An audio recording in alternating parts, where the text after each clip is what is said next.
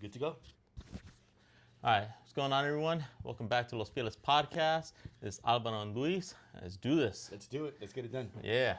And before we get it done, I want to give a big shout out to everyone that's been watching us, supporting us, following us here on Spotify, leaving your comments, your likes, everything, subscribing on YouTube, following our TikTok, the Instagram. I appreciate that a lot. We're out here trying to, you know, throw out some Padre knowledge, info from the fans. Absolutely. Again, just like you said, thanks a lot to everybody. We really appreciate it. We are gonna get back to you guys. We're gonna get this going. We're gonna get it as a great experience for you guys. I know that there's not a lot going on and there's not much to talk about, but once the ball gets rolling with the Padres, believe it, that we're gonna get all over it. We're gonna give you guys the best experience, and we appreciate all the followers, TikTok, Instagram, Spotify, YouTube, the whole shop, man. We appreciate you Just guys. keep following and sharing. Yeah, follow and share, click and like, and we'll go from there, man. That's right. Now we can do it. Now we can do it. So, we'll start off, I guess, with a couple little Padre stories because there's really nothing been going on right now, right? I mean, you see everyone else doing stuff. Exactly. But, exactly. I mean, I guess the big one, the hard one right now, though, we're still in January, so there's plenty of time. But, Mr. Song's oblique injury, That's insane. I haven't read about how it happened or anything like I was that. gonna ask. But I just read that he got injured, that he's got an oblique. It's 4 weeks out, they're estimating. So it'd be a month, February, he's out. But, at this point, I go, there's people that have had obliques. Tatis had an oblique injury. Right. There's people that have had it. It sucks that he's not even on the, he hasn't even played A game. A game. He started getting Hasn't hurt. done But it's anything. like, And he got hurt. I mean, I know the oblique is like they're down here, whether it's on the left or the right side, how it's going to affect his throwing, his hitting. But putting him out 4 weeks puts him about ready to be Spring training sort of time. spring training, the beginning of spring training. So that's a good thing. I like you. I didn't know. Nobody was said anything about his injury. I was scrolling and I saw Mr. Song. We say Mr. Song, by the way, Yeah. because we can't really say his full name Mexicanos. correctly, and we don't want to embarrass the man, you know what I mean, or butcher his name, to be honest. So Mr. Song, his injury, he should be back well in not ahead of, but by the time of spring training starts. Yeah. We shouldn't worry too much about that. I might worry too much about that. And then we also I saw that we rehired Bud Black. Buddy back in black as a senior advisor for baseball operations. All right, good, and I'm happy with that. What does that mean, man? Well, you know what? I think what it means is that he's going to help Craig Stammen, because nobody's happy in baseball land that Craig Stammen is talking to Mike Schilt about managing. I hate to say it, but Mike Schilt abandoned us. You know what I mean?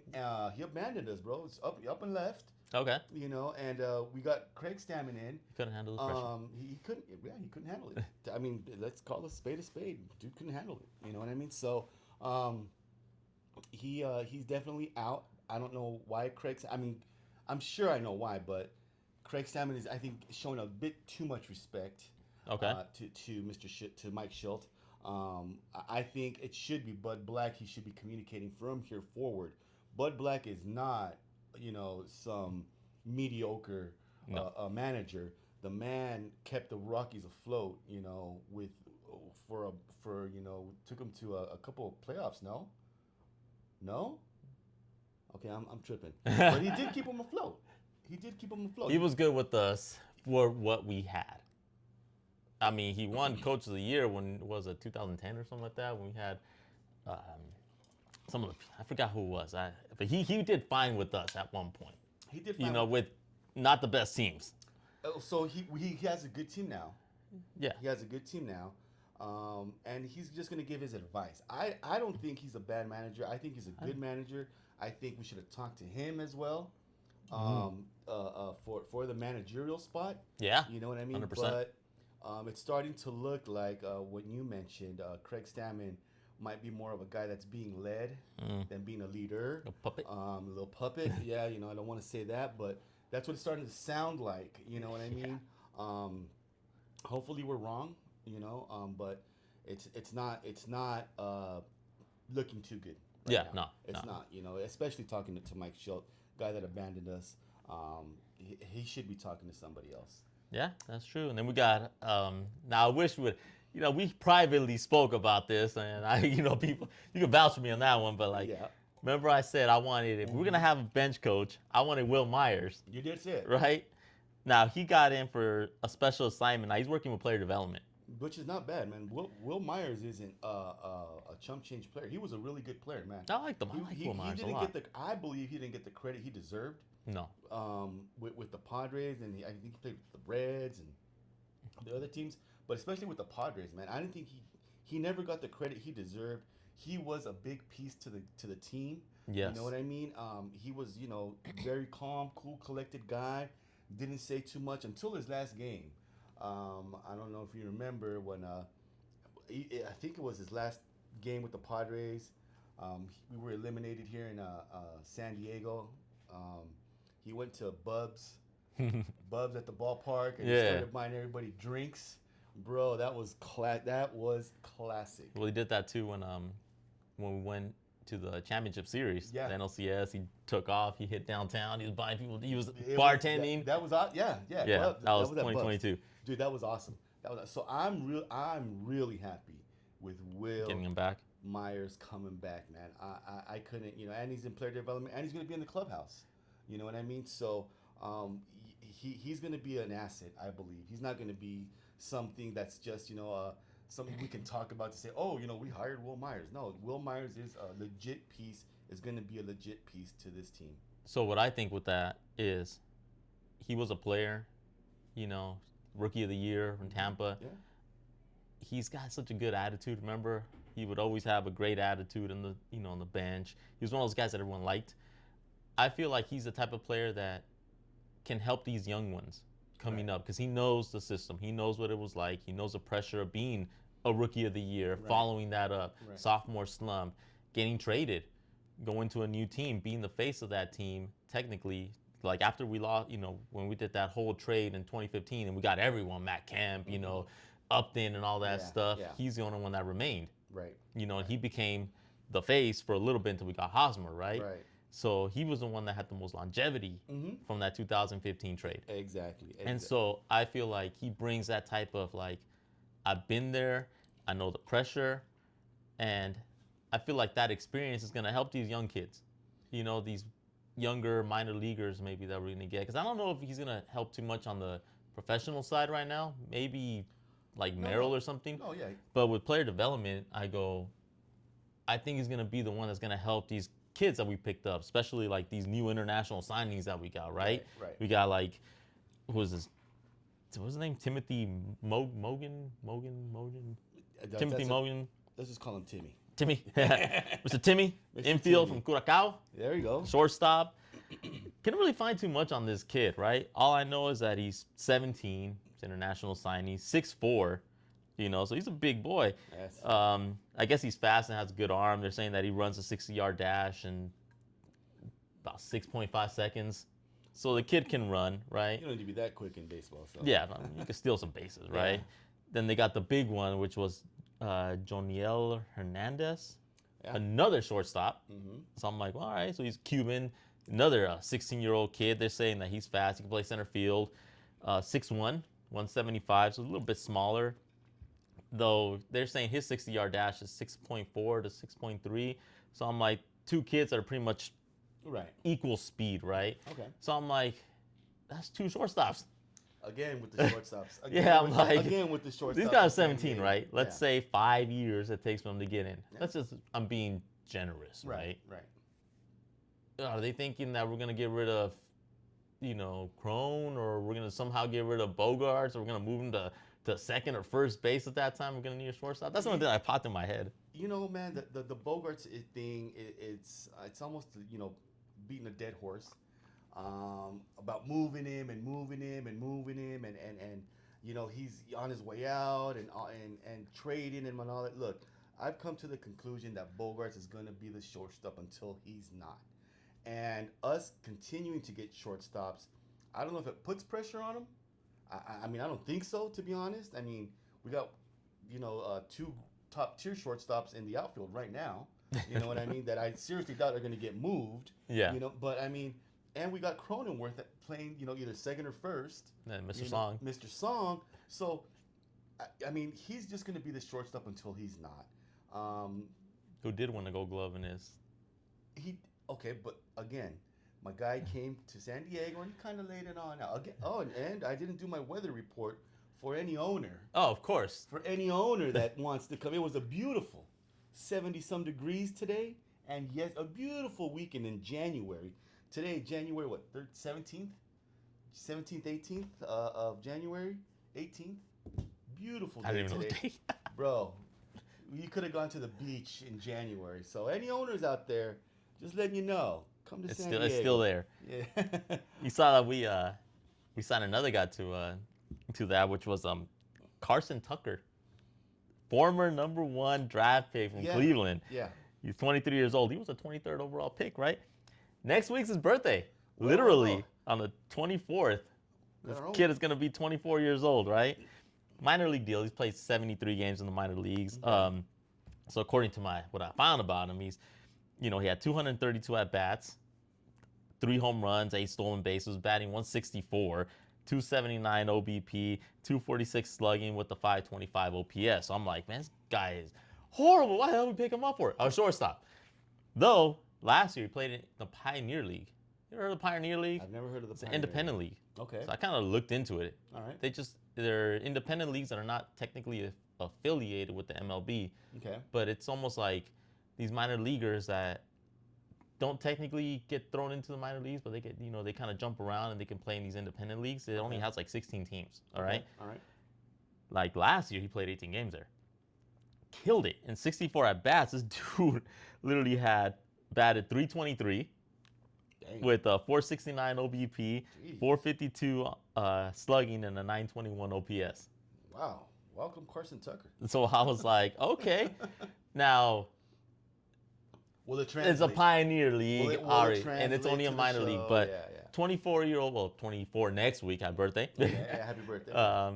But 24 next week, I go, if this kid actually comes here and gets developed by maybe a Will Myers, someone that says, hey, I know what it feels like to be drafted in the first round. I know what it feels like to be a high-level prospect.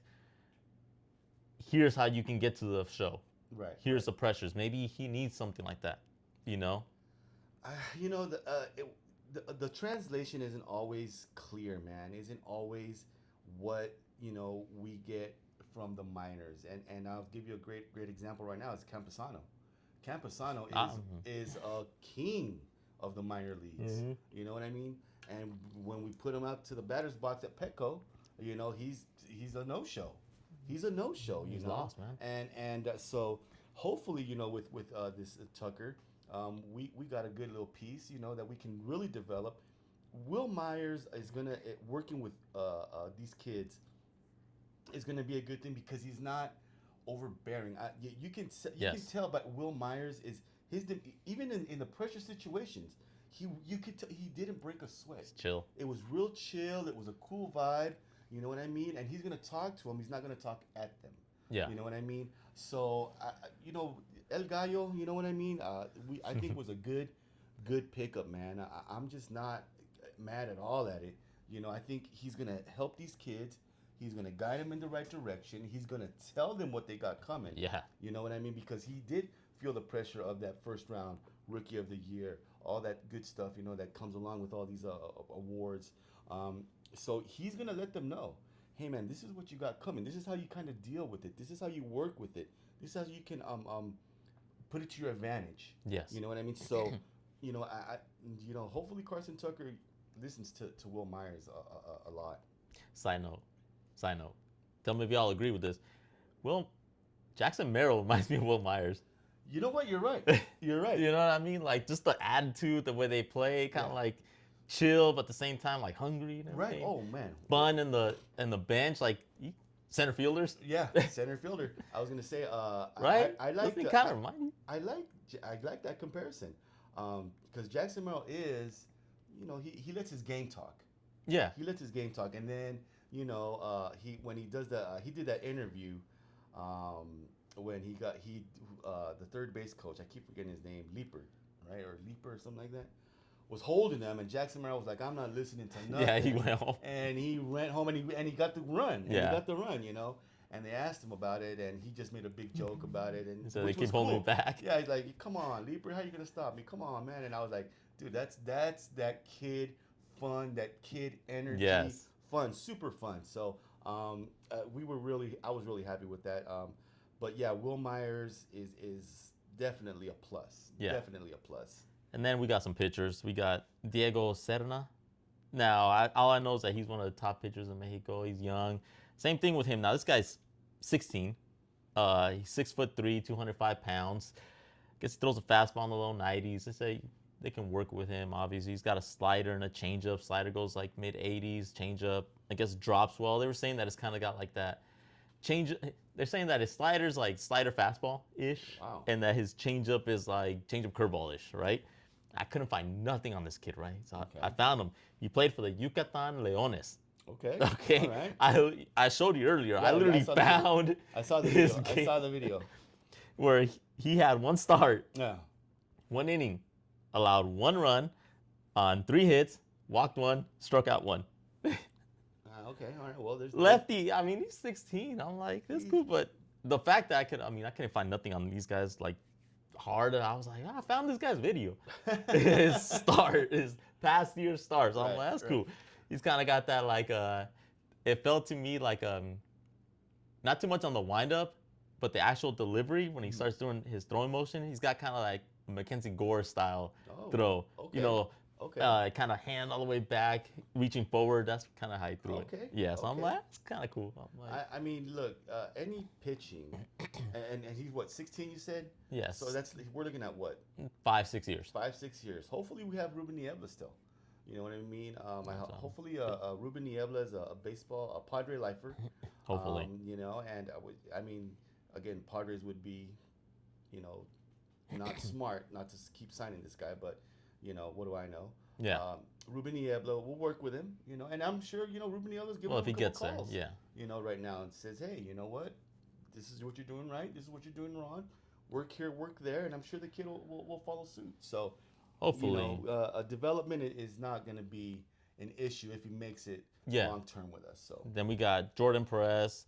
I didn't know too much about this kid. All I know is that he's got a slider curve as well. Okay. Something that touches 88, 91 miles. Like decent. Then I get another guy named Juan Duarte, a 17-year-old kid. Former shortstop. Another shortstop.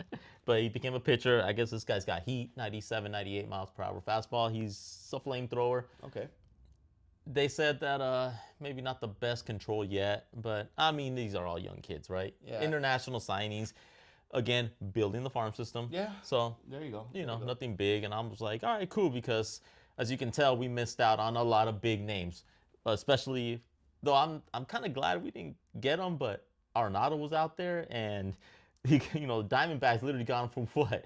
He was like a fifth round, like minor leaguer, just yeah, dude. Arenado, he of course he wanted out of St. Louis. He's been saying, he was very vocal about it, or St. Louis wanted him out. Either or, they were both very vocal about Arenado leaving there. Him showing up to Arizona was, I think, a good move. You know what I mean, for the Diamondbacks. You know, they improved.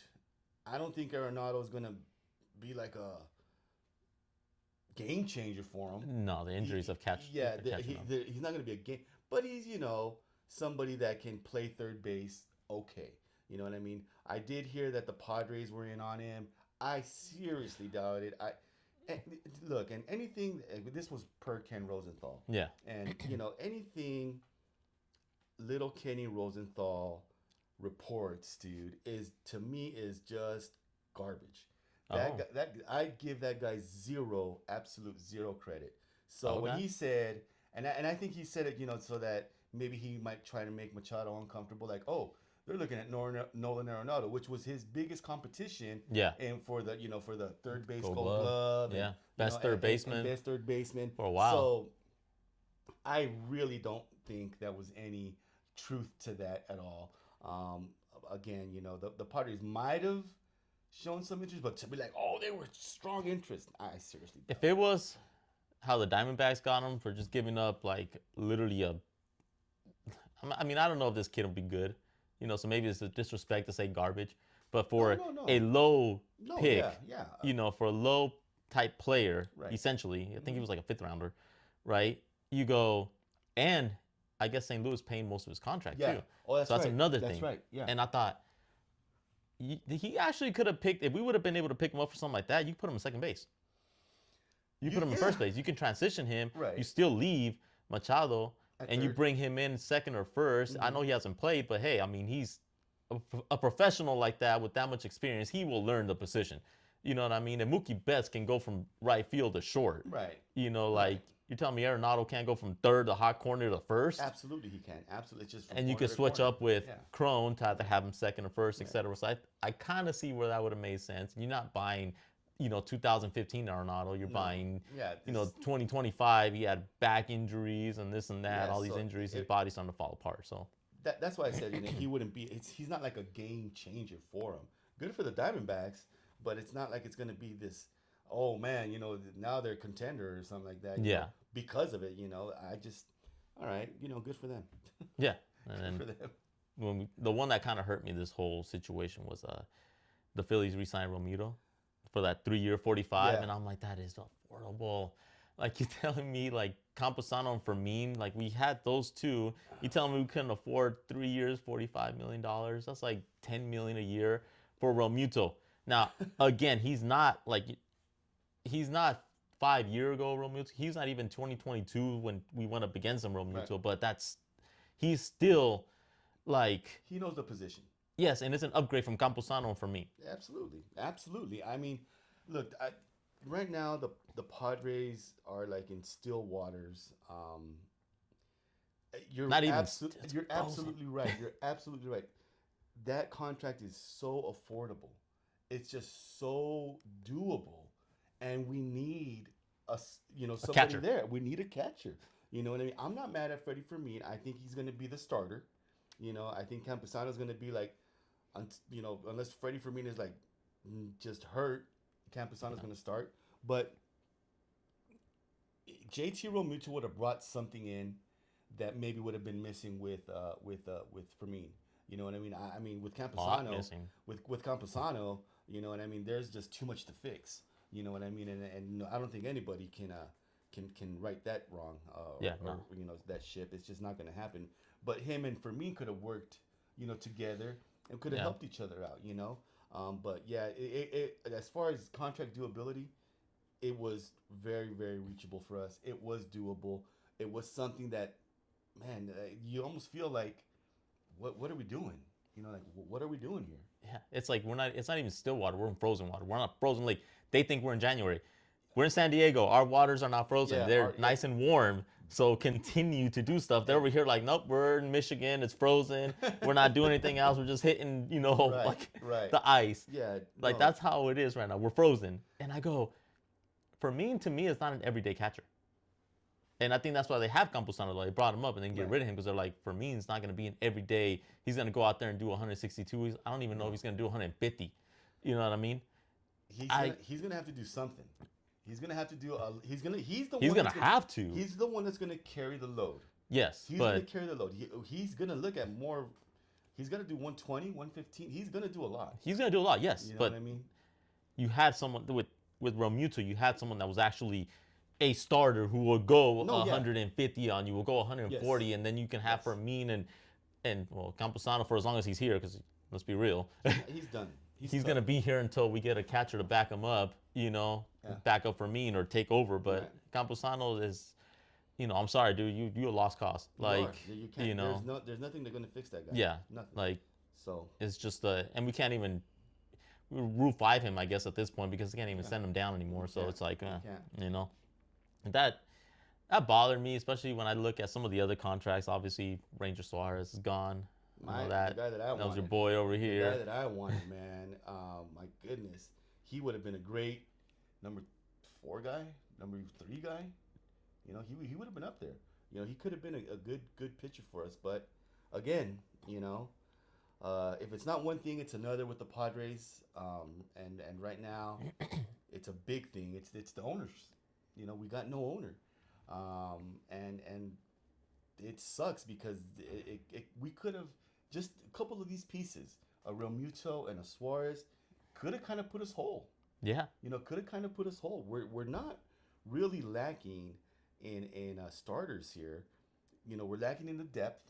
a lot. You know, we're lacking in depth. But as far as starters go, man, I mean, the outfield and the infield right now is looking okay. You know, except for first base. You know, I mean, Well, the team to me is, there's a reason I call World Series. I say, I like the team. I like our buildup. But yes, we obviously there's no team is perfect unless mm-hmm. you're, I guess the Dodgers because they keep buying everybody. But Exactly. I go, you would have added Romuto.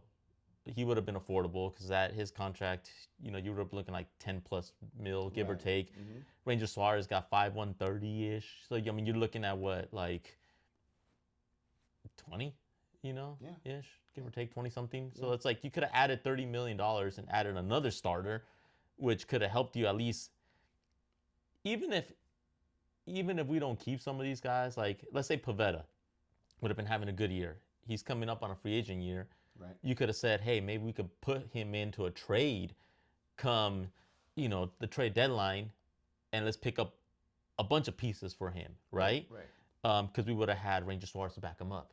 You could have had, throwing Fermin and Camposano, we had Romuto and say, hey, yeah, Camposano Just sucks, but yeah. maybe a change of guard, will Right. be good Right. for you. He's Of young. course. Of course. And then Fermin's a good, player. You could have thrown some of these guys by picking some of these other players up to fill these holes. Or if worst comes to worst, you can never be wrong with more pitching, and you can never be wrong with more players, right? Of course. With depth. Yeah. With the depth. And you see out here the Dodgers picking up Kyle Tucker for like an insane amount of money. They're just like, I'm gonna outbid the world, because we are the Yankees of the 2000s right now. Right. And I mean, look, with that, man, that is oh my god, that there is to me, man, the solidifying, the nail in the coffin, the without a doubt 2027 lockout, man. Because I don't know any planet where Kyle Tucker's worth 60 million a year. I just don't. I've said it before. You know, Kyle Tucker never didn't really impress me. He doesn't really impress me. I think even when the Mets offered him more money, I think he went with L.A. because I don't think he can take the pressure of being the guy. You know what I mean? Yeah, when he was with the Astros, he was supposed to carry the team. Couldn't do it. When he was with the Cubbies, supposed to be the guy. Couldn't do it. Now he's going to L.A. He's just going to be a star amongst stars, yeah, where the all eyes aren't on him. You know, so he's going to go there. I mean, 60 mil, what for 240 million for 4 years. 4 years, bro. I mean, come on. I mean, come on. It's to the point to where it's going to be sad. It's a sad deal that the only thing that's going to fix this is the lockout. You know what I mean? That's pretty messed up. So, I mean, we can go on and on about it, but I mean, at this point, we're at the mercy, of whatever MLB is gonna do, because they're not gonna do much against the Dodgers. Yeah. I think MLB chooses who they go after. They can go after, for example, the Padres. When the Padres were spending, they were heavily criticized. They were criticized, and they were like, oh, you can't be doing this and you can't be doing that. And it was, others, like you said, small market, teams said, hey, you're a small market, you stay small market. Well, you know what? We're thinking outside the box here, outside the small market box. We're wanting to win. We're not going to be small market spenders when Yeah. we can do. And that was when Mr. Seidler was with us. Yeah, rest in peace, Mr. Seidler. Good God, help us out up there, please. But yeah, we could go on and on and on about it. I just hope something comes from, because I mean, a year without baseball, it's gonna suck. But let's get something positive out of the unfortunate out of the unfortunateness. I don't know if that's a word that's coming. Let's get something positive out of it. You know what I mean? And I'm not saying crush the Dodgers and just dismantle them and tax them to death. No, I'm saying let's do something across the board. Because let's say the Padres tomorrow, get friggin' Elon Musk, and all of a sudden Elon Musk can buy, you're gonna offer Kyle Tucker, 240, We'll get 4 Bregman. years, dude. I'm gonna offer him, 640, 4 years. Now what? You know what I mean? Like, and hopefully it comes to a where it's more equal than not. Now I was the salary cap. I'm with it, but also bring the floor.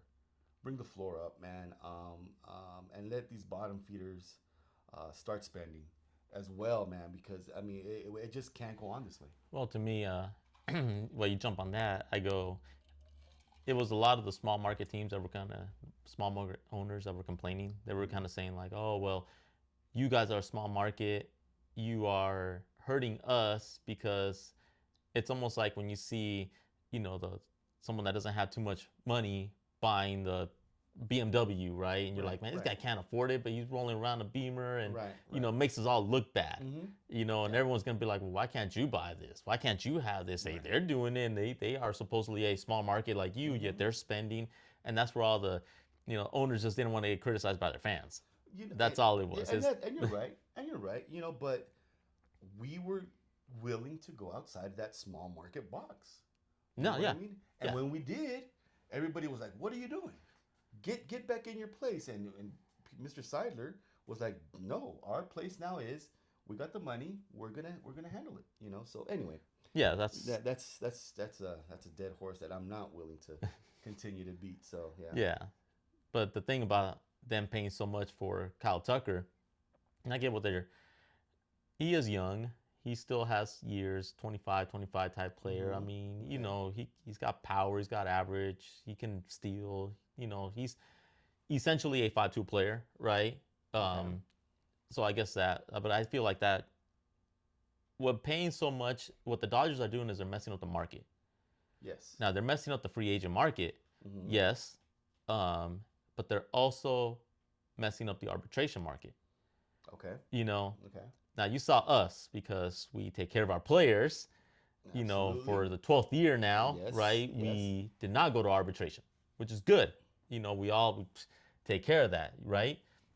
For the uninitiated, arbitration is obviously, it's kind of like, I look at it like if you're watching football, it's a franchise tag, right? It's Exactly. like you get Yeah. those franchises, except that you don't get one. Right. Just like how in football you get one franchise tag a year, et cetera. This in arbitration is once you've had um, at least 1 year of MLB service, 172 days in a given year. Right. That's when you become eligible. And then after your third year of playing, you become eligible for arbitration for 3 years. Right. And then you can become a free agent. Mm-hmm. So it's like, and then there's obviously exceptions. There's the Super 2, and that is pretty much for the, the above and beyond, the Right. 22, 2 years of service, but they're in the top 22% of service, 86 days. Those Right. are for reserved for like, the Juan Sotos, the Skeens. Tatis, the The Paul Skeens. Skeens, who's Yeah. coming up. I mean, Right. it's only his second year, Mm-hmm. but he's going to be in arbitration Right. because they brought him up a little bit early, Mm-hmm. and that's why he was the rookie of the year. Which Right. still to this day, I don't know how he won, but whatever. That's a whole we can Yeah, figure. that's We'll another say that can for of another worms. one That's between the another Merrill can and of Skeens. worms that But whew. so he's we got those arbitrations Right. now because someone like a Kyle Tucker and the Dodgers are paying these guys so much money. When we have a good player like a Jackson Merrill, for instance, Mm-hmm. yes, we gave him a big contract, so he's got his longevity. But let's say he didn't, and he's starting to reach arbitration. You go, well, he is based on his numbers. You could say he is maybe close to Kyle Tucker. You get what I mean? Yeah, no, Like I understand. I average, get it. power, Yeah. stealing bases, Mm-hmm. and you average the top 3 players, the top percentage of Mm-hmm. players that are within his range, Right. and you go, well, they're averaging now $30 million because of this one guy. He's getting so much money. It boosts. It's like you're grading someone on a curve. Now that Yes. entire curve goes up, and now you got to pay this kid, you know, his arbitration's got to be 25 million, just give Yeah. or take, Right. or he's Right. saying I want like 26 or something, and Right. then you guys got to agree before you go to court. If you can't agree with that, Right. then the judge will be like, either the player or the team. It's one or the other. Yeah. It's one or the other. And so that's what, to me, that's the more, I guess, the bigger issue is these big spending teams like the Mets, like the Dodgers, the Yankees, they still spend, you know, they're giving these players so much money that when we do get a player like a Merrill, like a Tatis, Pittsburgh, unfortunately with Skeens, Detroit with Skubal, Right. You start going like, man, their arbitration is going to start being, instead of what would have been 15 million, 20 million, now Skubal's going to be like 30 million. Right. Oh no. You know what I mean? Like, Scuba's gonna be ridiculous. you get what I mean? Yeah. What is Paul Skeens going to get next year? Yeah, and Skeens. Right? Yeah. So it's like arbitration to me, we'll jump into that, but like these high spending teams are just raising the bar so much for these low, hanging fruit teams that are not going to be able to afford it. And the haves and have nots are starting to grow even bigger. Further apart. Right? Further apart. Look, man, arbitration, contract negotiation, all this, it just boils down to the money. And like you said, it's have and have not. There's only really four, maybe I'm gonna say 5 teams. I'm gonna throw the Astros in there. 5 teams that can really spend money, but some choose not to, obviously. But the one team that is doing it is making it just so incredibly out of reach for everybody else. Yes. You know what I mean? It's to the point to where they don't care about paying the luxury tax, obviously, and they're literally paying the luxury tax just to keep everybody else afloat so that they can beat them. You know what I mean? Okay, we need someone to play against. We got to pay these guys to play. Let's pay them so that we can beat them, so they can be World Series champions. Eventually, that's going to get old. Eventually, baseball's soul's just not going to be there anymore, and it's going to suffer. And I think it can be, there's going to be a stop put to it eventually, and let's hope again. Yeah. But as far as the arbitration goes, I like it because it goes almost on, like you said, on a curve, Yeah. but with individual merit. Skubal's going to arbitration, right? Yeah. With a great with a great track record. Let's not get Yes. that twisted. Back-to-back Cy Youngs alone is great, and not only, and his performances, Yeah. is just awesome. The guy can pitch. He can go to the team and say, "Hey, man, this is how much I want." Not because so and so gets paid so much, not because that guy gets paid second to him, and this is third. I want it because this is what I bring to the table. Yes. I bring this talent, this intensity, these awards, whatever. Well, the numbers. The numbers. I bring these numbers to the table. This is what I'm worth. You guys with it or not? No, we're not with it. Okay, well, let's go to arbitration. Let's see what this guy that knows, what's going on says. And then they'll say, because you are doing this, because you got the Cy Youngs, because you got these numbers, because you perform this way, you get paid. You know what I mean? That amount of money. A little bit differently than free agency. Free agency, everybody wants to, because that guy got paid this much, I want this much. Arbitration, I like it because it even though there's a curve there, there's still that individuality that is set for the owners, for the teams to say, hey, okay, you know what? Because you do this, because you bring these numbers, this is what you're worth. You know what I mean? That's what I like about it. I look at it and let's say you're working, okay? You have your job and you're on contracts and you're on a yearly contract for 3 years. And every single year, at the end of the year, you have to go to your boss and your boss says you're worth this much. And you say, well, I think I'm worth this much. How would you work? How would you feel with that cloud over your head that maybe next year they're going to say, you didn't do good enough, or they can just drop you, or they can say, no, we're going to pay you less. There's arbitration. And I'm asking you. Okay. So how would you feel when it comes to that, having that cloud over your head for 3 years? Yeah, you can say, I'm doing the X amount, but let's say they want to gauge you on, let's say, a couple of coworkers that are playing for, gain less, Right. right? Mm-hmm. So now you're screwed because they're gonna pay you less, Right. right? Right. If your numbers are equal to them, because right now we're looking at, like I was said, the flip side of the story is, let's just say Romuto and catchers. Catchers aren't getting paid a lot. Let's say Right. you're a good catcher, you're killing it. You're throwing out Buster Posey numbers, right? Let's just say Okay. something like that. All right. You go into arbitration, but catchers aren't getting paid that much. You're getting paid 10 million ish. Let's just throw out a number. You say, well, look at my numbers; they're high. Mm-hmm. They're better than everyone, right? Right. But you're in arbitration. They could say, well, these guys are getting paid 10 million, and you get that for 3 years. Mm-hmm. And let's say you're not worth that.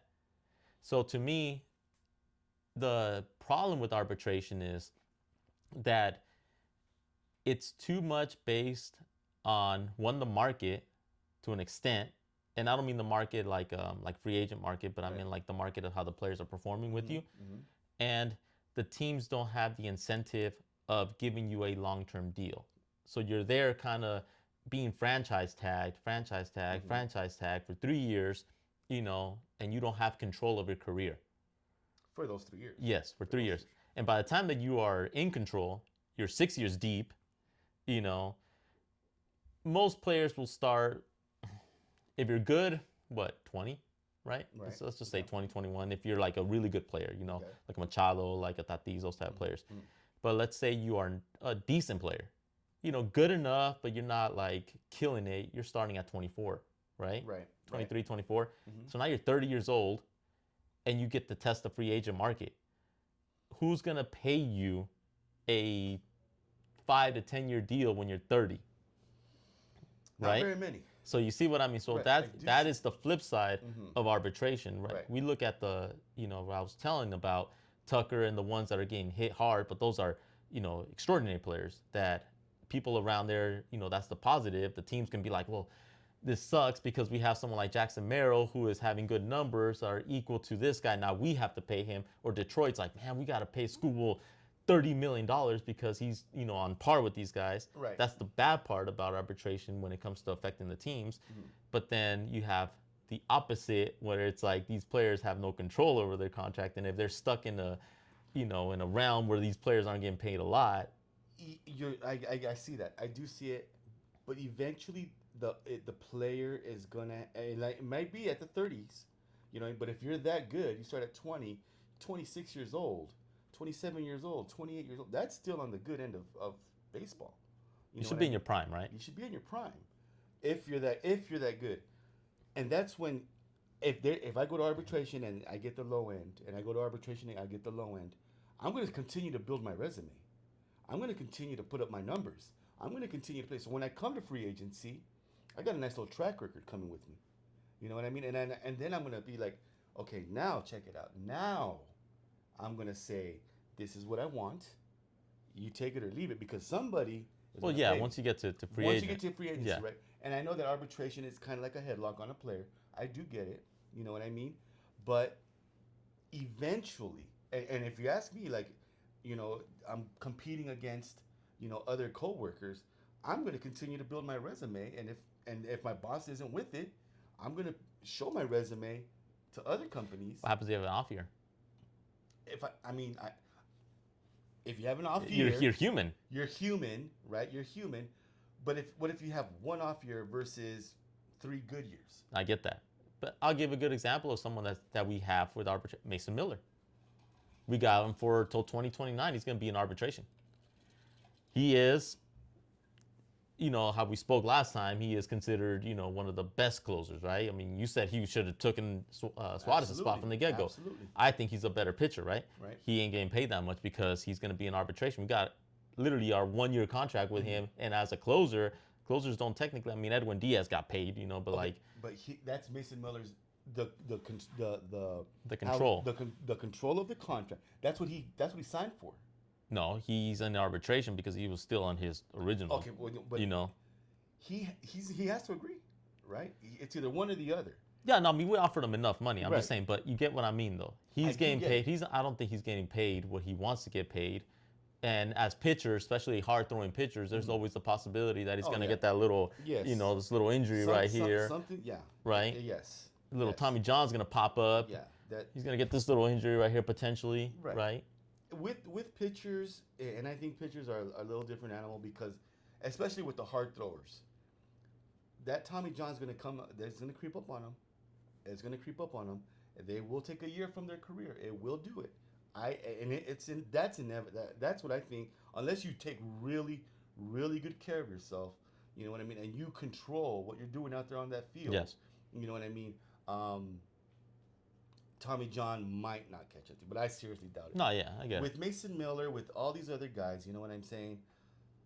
You're going out there to compete. You're going out there to win. You're going out there to get that ring. Once you get the ring, man, bro, once you hit the top of the mountain, I'm sure Mason Miller will go in. You know what I mean? He'll go in free agency if he pitches that he's the way he's been pitching. Mm-hmm. He'll go into free agency, expecting a bag, right? Like, Exactly, let's be real. exactly, Let's be real. yes. Unless baseball changes between now and 2029. Right. Which, that's why I don't really want to get too deep into that one. But as my argument as I go, it's like he is essentially franchise tag between now and 2029. That's why he was such a hot commodity. Right. That's why we got rid of, Right. What's the guy's name? DeVries. DeVries. Leo Dallas DeVries. Yeah. I made a promise to myself never to forget that name again. That was pretty weird. I was like, what the heck is his name? The best freaking the number one pick in the international pool. Yeah. Thing. And I was like, oh man, yeah. I forgot his name. I'm just like, he ain't with us anymore. So. Yeah, he's not with us, so I mean, whatever. But yeah, so that was, obviously you get these guys with control. When they say control, it's arbitration. Mm-hmm. It doesn't necessarily mean that we have control of them because we have a huge contract unless you buy the contract. Right. So that's where I started looking at it. I'm like, man, I feel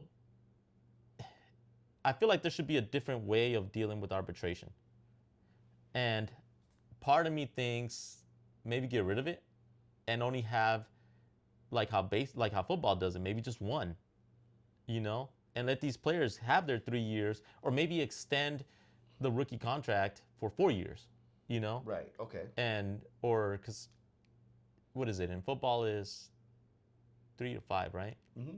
Yeah. I think it's three. So yeah, you do like 4 years, 3 years, etc. Remove the arbitration, maybe add an extra year for the contract, and then give the people their chance to be a free agent. If that's more. So you want it to be more in their prime, more in their. Yeah. They got a couple seasons under their belt. Yeah. They got and they proved it. And the worst part is that how baseball, messes with the numbers. That's why they bring these people up. Okay. Like. After the All-Star break, now we're going to bring this guy up because it cuts down on their time, and it doesn't technically count as a year, and then they get that extra year. You get what I mean? Yeah, I get it. Unless they're like some players that you just can't do that to, Tatis is a good example, someone that they just couldn't do it, so they're like, all right, we're just going to bring him in. Right. And what happened with that is you see that it forced the Padres, it forced their hand to give him a contract early. Instead of losing him, they gave him the contract, and that's what I feel. And this is all going more towards, like for players, right? I'm thinking more like this would be helpful to the players. You give it like 1 more year, 4 years, and then that gives the teams like, oh crap, now we either have to trade him or we have to give him a long-term contract, whether it's another 3 to 5, whether it's a 10-year, etc. But they're young, most will be in their early 20s, early to mid-20s, right? Okay. And then the flip side will be obviously now, if you want to have a flip side, devil's advocate is, well, what does that do to the teams? Because now the teams are forced to give a contract to, let's say, like we obviously gave Merrill a contract. We gave, Cron the contract. We gave Tatis the contract. But some of these other teams are like, well, we're not going to do that. We're going to just extend the arbitration. We get to keep this star player for 6 years, right? Instead of 3. And you're literally taking away stars from us, the have-nots. So then, what do you think is better? Well, then, I'm still going to stick with, the individual end of it, with the grading of the curve. I do think that maybe your plan, the way you laid it out, it sounds reasonable. It even sounds doable. You know what I mean? Letting a guy, their control, it comes down to the control. Yes. Of the whole matter. Giving the player. And it's not even the player, giving the agent the control to negotiate is, I think, where what it comes down to. You know what I mean? If the player is that good, again, if the player is that good, then you know what, man, get your money. You know what I mean? Or get the control. You know, with Jackson Merrill, I think he was everybody was mad at him for the contract that he signed. You know, Boris even went out there and said that he shouldn't have signed the contract that he did with us because it was cheap and it was long term and Yeah. it messed with everybody else's like, oh well, Jackson Merrill's really good. You know, this is how much, and he's only getting paid this amount of money. Yeah. Everybody, to me, I'm not with that. If you're that good, if you're that good and you think you deserve more, go and argue about it. Go and negotiate about it. Go and case, give your point. And the owner either and that owner will either want to or not want to, and you move on to that. Somebody will pick good players up, and whether you're a have or a have not. Now, most likely it's going to be the have, right? Yes. Most likely it's going to be the have, but if you're a have not and you have this guy that fell in your lap, the Pittsburgh Pirates, Paul Skeens. Yeah. Paul Skeens is literally the Pittsburgh Pirates can make him an offer. It's not gonna. I mean, I know it's ridiculous. Yeah. I know it's ridiculous. I know it. It sounds ridiculous. It's incredibly, probably unattainable, but they can do it. Well, here's the thing, and to go with that, to piggyback off of that. Now, here is where the true debate comes, and obviously, you guys listening, drop in the comments, tell us what you guys think. I like a conversation with this, but to me, the debate comes to this: Pittsburgh has them. You get the 6 years, right? Right. 5 years, he's going to start being, arbitration eligible. Mm-hmm. I'm sure they're going to keep him the entire time. Yes. Okay. Yes. And you go, Pittsburgh can tell their fan base, look, we have him, right? Now it's up to obviously the owner, the GM, to try to build around him with the funds that they have, et cetera. That's a whole different story. But at this point, with arbitration, they say, well, we have him for X amount of time. This is how long we're going to have him until that last year. We're going to have him up to the trade deadline because then we're going to, potentially trade him and bring in Hall for the new league, right? So that is good for the fan base, right? Yeah. Because Pittsburgh says, well, look, we have Skeens. Yeah, we have It's something to Skeens, cheer blah, blah, about. blah, right? Yeah. Something to cheer about. With what I'm offering would be after 4 years, you don't get to keep him anymore. Now you have to get rid of him because you're probably not going to be able to afford him, right? So now you're hurting the fan base because you're not keeping this guy. So now everyone's going to be like, well, he's going to be his last year. Like, well, who cares about the team, right? But I'm talking about a have not. Right. Because obviously have, the haves is a completely different story. Yes. We can't discuss the haves because that is. But if you're a have not, and you got this Paul Skeens, you got a major bargaining chip to bring in guys that are under control, guys that have already, that you can come in and bring and say, we need. You can go to any team and say, I'll give you Paul Skeens for this, and this. That guy, that guy, that guy, that guy, that guy, and that guy. But you can do that no matter what. You could do that with arbitration. You could do that with someone that's about to hit free agent. That's a no matter what. What I'm just saying is, the point of the debate is arbitration good or bad? The good part of arbitration is you can keep a star, a team that will not have stars, Tampa Bay, the White Sox, Marlins. You know what I mean? Bro, I was just thinking, who's going to go into arbitration with Tampa Bay? Yeah, Tampa Bay will keep people in arbitration. They'll hold them onto them, and then they'll trade them, right? Right. But you get what I mean. I'm just talking about the teams that just don't have money, and you go, they can keep these star players for X amount of time, and then they can trade them off and bring a big haul and just be on a constant reboot. You know what I mean? Maybe they'll get lucky like Tampa Bay, like. You think, Cincinnati, I guess like a middle of the road type team, but that would keep the fan base happy though. Yeah, they would if they're not a casual fan, you know what I mean. If they're not just a fan that puts on the jersey just because they're from the city and whatever, if they are a real fan that knows what the team is doing and they trade to get more, then you understand it because you can't afford it. Yeah, you can't. You're not going to be able to hold on to this mega star. Because he's going to get offered a ton of money. And so what would you do? I would rather trade him, get something back, keep us above water, keep the fan base happy. You never know what can happen. No, that's You true. know what I mean? You never know what can happen. So when it comes to that, it's a really delicate situation because you got to balance the rope. You got to balance the fans. I mean, there's some organizations that don't give a crap about their fans. You know That what I is mean? true. They don't give a crap about their fans. So if the Pirates, and I'm sure this is going to happen, if the Pirates, know that they're not going to be able to afford. Oh, they know. Oh well, I mean, okay, so the Pirates know they're not going to be able to afford Paul Skeens. Come that deadline, come that when it's his last year, come that deadline, get a nice little haul back. You can even do it now when he's worth a whole ton. Yeah, I You would know what I mean? actually. You can I even would do get it. rid of Yeah, him at the end of this you, season. you can do it even now and get back a whole new team. Yes. You know what I mean? With 3 years of With, control with of arbitration. yeah, Woo! come on. Like Who imagine. who wouldn't jump on that? Yeah. Who wouldn't jump? So You could pick up a you, nice big haul.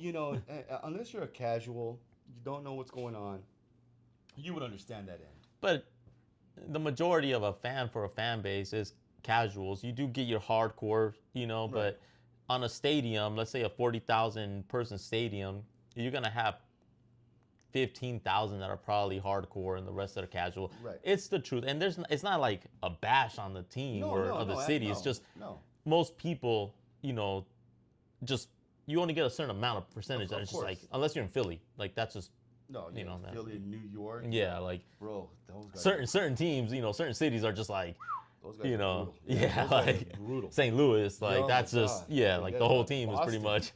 much, Boston, yeah. Jesus. But you get what I mean. The majority, let's say, the majority of baseball teams Yes, maybe are not as heavy. As heavy Yeah. vested into their but again, there's also other teams to root for. Yeah. You know what I mean? They're not like us. There's only one game in town. It's the Padres. Got San Diego FC now, man. Come on. Oh, and FC. Hey, they've done a lot of great things, by the way, these past couple of days. But we don't have like a lot to go around. Yes. You know what I mean? So a bunch of us, we're kind of hardcore. You know what I mean? I don't think cities with a bunch of different major sports have that. You know what I mean? That hardcore. Knowing that unless like you're like you said, the East Coast.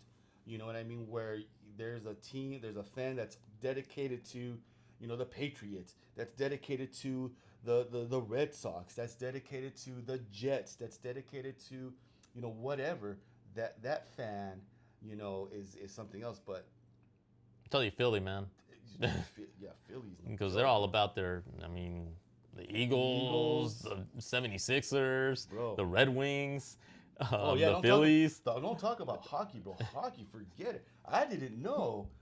And thank goodness for the internet because I listened to WFAN all over the place, bro. Yeah. Bro, it's amazing what they can get away with on the radio and what they can say on the radio over there on the East Coast, bro. It's borderline like death threats and friggin' lynchings, and it's just incredible what they go out there. Oh, with, man. dude. But anyway, Yeah, that's another sport. that's a whole different sport. Excuse it. I believe it. When you're a good fan, you know that your team is doing, and it's showing. Yeah. The fans' best interest. A trade for this is an example for Paul Skeens, right? To get a good team to put on the field, a fan would understand. We understand. We traded Leo Dallas DeVries for Mason Miller. We know we got a good pick. We got a great closer. We got one of the best, if not the best closer in the game. Oh, he's gonna be the best this You know year. what I mean? Hands down. Yeah. Hands down. So I mean, okay, we traded the number one prospect in baseball. How's he gonna fan out? We don't know. We don't know. Miller's gonna get 42 saves. Yeah, exactly, bro. You can bank on that. You can actually. I wonder what the over/under on that one's gonna be. Bro, I'm gonna actually, get a little action going. I don't want to say too much, but yeah, you know what I mean. But anyways, all right. I think arbitration. It's a good thing. I think it's a good thing. We can go back and forth all day. No, yeah, obviously. But it's good. I think it's that end. It helps the player, out. and the control. Eventually, again, that might change in 2027 as well. Well, we'll see. You never know. We never know. Well, I think I'm good with that. I'm good with it as well. All right. I'm good with it as well. I'll switch it to the audience, and I want to see comments out here. You see, I want this to be a conversation. That's when people ask like why I do this, and I go, personally, I want this to be like a conversation between us, but I want to have a conversation with the fans, with you guys watching. I want to know what you guys think, and I like these debates because I want to see what you guys are thinking, have a conversation amongst yourselves, and we'll jump in, obviously, of course, too, something that we can bring up and you guys can talk about it. This is water cooler talk, but just on video, on camera. So just let us know what you think about, first off, raising the bar when it comes to these, like the Habs, the Dodgers right now, obviously, raising the bar and doing, scaling, paying these guys so much, how it does, how it will ruin potentially arbitration, how it can ruin free agency. And then what do you guys think? Is arbitration good? Is it bad? Is it more team friendly? Is it more player friendly? And how would you guys fix it? Exactly. Yeah. We definitely want the interaction. We definitely want you guys to comment and let us know what you guys feel, what you guys want us to talk about. On any of our episodes that we've done, let us know, man. We're not above any correction. I've said it 100 times.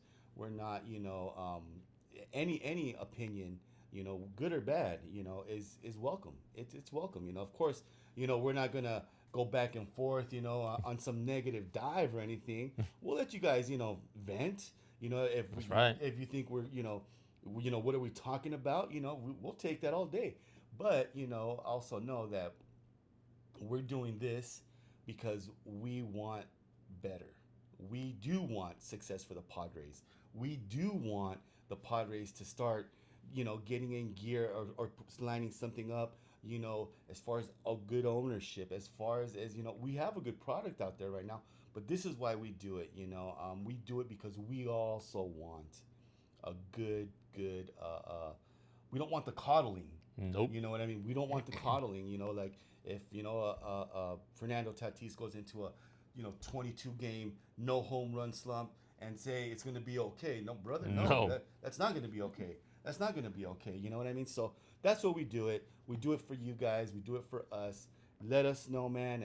And again, we're not above any comment, any correction that you guys may have heard us say something wrong.